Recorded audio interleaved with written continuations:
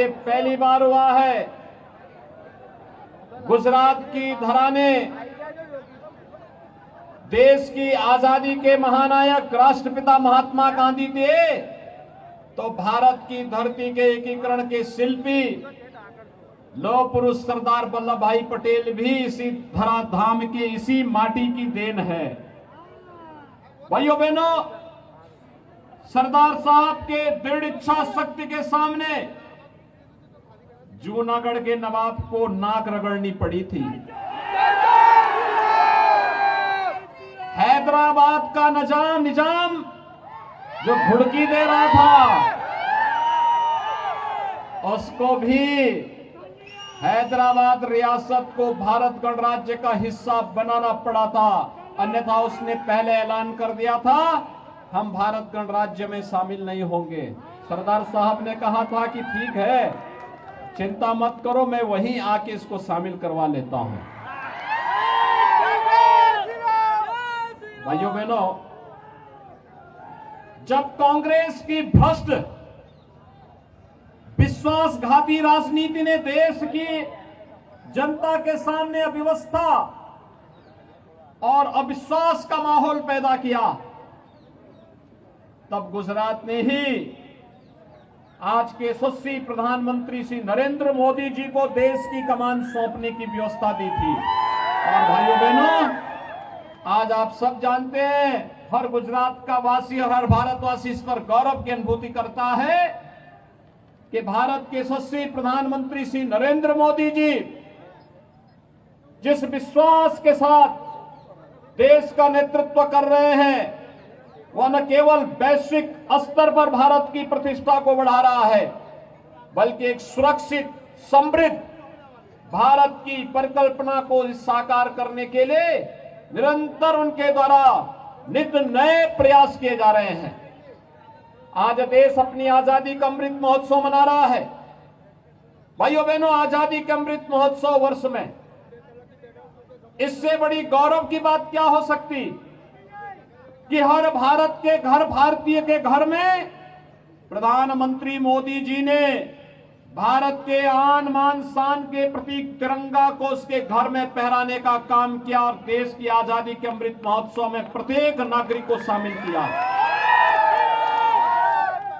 ये प्रधानमंत्री मोदी जी के नेतृत्व की क्षमता का परिणाम है कि जो ब्रिटेन 200 वर्षों तक भारत पे शासन किया था, उस ब्रिटेन को पछाड़ करके भारत दुनिया की 5वीं बड़ी अर्थव्यवस्था बन गया है। और भाइयों बहनों, अगले 1 वर्ष तक दुनिया के वे बड़े 20 देश जिनका दुनिया के 80% संसाधनों पर अधिकार है, उसका नेतृत्व भी प्रधानमंत्री मोदी जी के नेतृत्व में भारत करेगा। आज भारत की सीमाएं सुरक्षित हुई हैं, नहीं तो कांग्रेस के समय में रोज एक आतंकी घटना घटित होती थी। कभी मुंबई की घटना, कभी अन्य देश के किसी न किसी कोने में घटना घटित होती थी। 20 वर्ष पहले जो बलिदान गोधरा में हुआ, भाइयों बहनों, राम भक्तों के इस बलिदान ने गुजरात को एक मॉडल के रूप में आगे बढ़ाया और गुजरात ने उस समय कर्फ्यू पर सदैव के लिए कर्फ्यू लगा दिया। अब कर्फ्यू नहीं लगता गुजरात में, दंगे नहीं होते गुजरात में। गुजरात में हर व्यक्ति सुरक्षित है, व्यापार फल फूल रहा है, बेटी और बहनें सुरक्षित हैं। गुजरात ने विकास का और सुरक्षा का जो मॉडल दिया, आज उसी का परिणाम है कि प्रधानमंत्री मोदी जी और गृह मंत्री अमित शाह जी के नेतृत्व में देश आतंकवाद से मुक्त हुआ है, नक्सलवाद से मुक्त हुआ है, अलगाववाद से मुक्त हुआ है। कश्मीर में आतंकवाद की जड़ बनी धारा 370 सदैव के लिए समाप्त कर दी गई है। अब कश्मीर में धारा 370 कभी नहीं आने वाली है।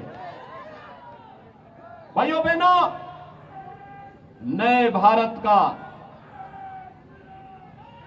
शिल्पी के रूप में प्रधानमंत्री मोदी जी ने जो नेतृत्व दिया, आज उसी का परिणाम है याद करिए 20 वर्ष पहले इसी गोधरा में राम भक्तों को अयोध्या में राम मंदिर निर्माण के लिए अपने आप को बलिदान देना पड़ा था और प्रधानमंत्री मोदी जी का यशस्वी नेतृत्व और दृढ़ इच्छा शक्ति, जिस प्रकार का यशस्वी नेतृत्व मिल रहा है, आज इसका परिणाम है कि अयोध्या में भगवान राम के भव्य मंदिर के निर्माण का कार्य प्रारंभ हो चुका है।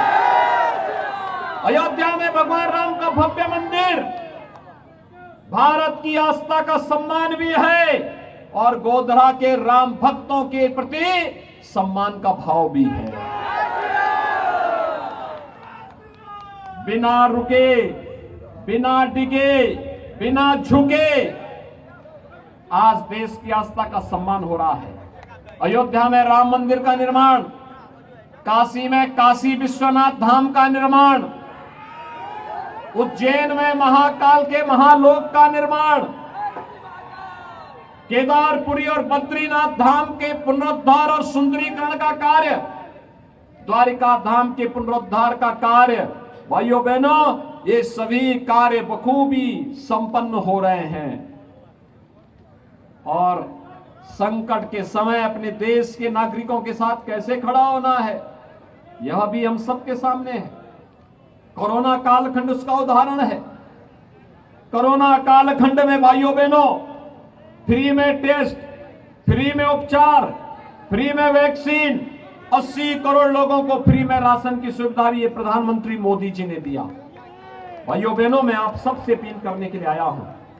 सारे सर्वे कह रहे हैं गुजरात में फिर से भाजपा की सरकार आ रही है। सारे सर्वे कहते हैं, लेकिन जीत ऐसी होनी चाहिए जो हर सीट पर छक्का दिखाई दे। जीत सामान्य नहीं असामान्य होनी चाहिए। जो लोग आपकी सुरक्षा के लिए, आपके सम्मान के लिए, आपकी समृद्धि के लिए बैरियर बने हुए हैं, इन सबको हटाइए। आप केवल कमल ही कमल खिलना चाहिए। आप सभी सहमत हैं? सभी सहमत हैं? क्या कांग्रेस या आम आदमी पार्टी अयोध्या में राम मंदिर का निर्माण करा पाती? क्या कश्मीर से धारा 370 को लोग हटा पाते? भाइयों बहनों, ये तो देश के विकास के बैरियर हैं, इनसे कोई उम्मीद मत करिए। और इसीलिए मैं आज विशेष रूप से गोधरा में आया हूं आप सबसे अपील करने के लिए। गोधरा परिवर्तनकारी धरती है और गोधरा ने जब एक बार संकल्प ले लिया तो अयोध्या में भी राम मंदिर का निर्माण हो गया। अगले वर्ष के अंत तक भगवान राम का भव्य मंदिर का निर्माण हो जाएगा। इतना भव्य मंदिर का निर्माण भाइयों बहनों, वह भारत का राष्ट्र गौरव का प्रतीक बनेगा। और इसलिए आज मैं आप सबके पास इसी विश्वास के साथ आया हूं, हर बीमारी, हर मर्ज का उपचार हम लोगों के पास है। और कांग्रेस ने बीमारी जो दी, उस बीमारी का उपचार मोदी जी आज कर रहे हैं। आतंकवाद का समाधान हो गया है। आस्था का अपमान कांग्रेस करती थी, उसका सम्मान में बदलने का कार्य मोदी जी ने किया है। वैश्विक मंच पर भारत की प्रतिष्ठा बढ़ाई है और राजनीति को विश्वास का प्रतीक भी बनाया है। और इसलिए मैं आप सबसे अपील करने के लिए आया हूं कि गोधरा सीट पर भारतीय जनता पार्टी की ऐतिहासिक विजय होनी चाहिए। ऐतिहासिक विजय के लिए सहमत हैं? सभी लोग सहमत हैं? सो आप बधा, भाजपा ने भव्य जीत आपसो। हाथ ऊंचा करने समर्थन आपो।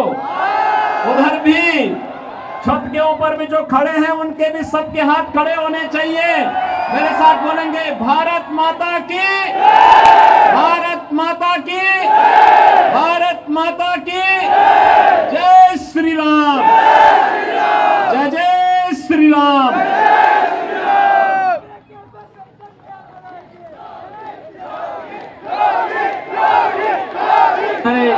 की पावन भूमि पे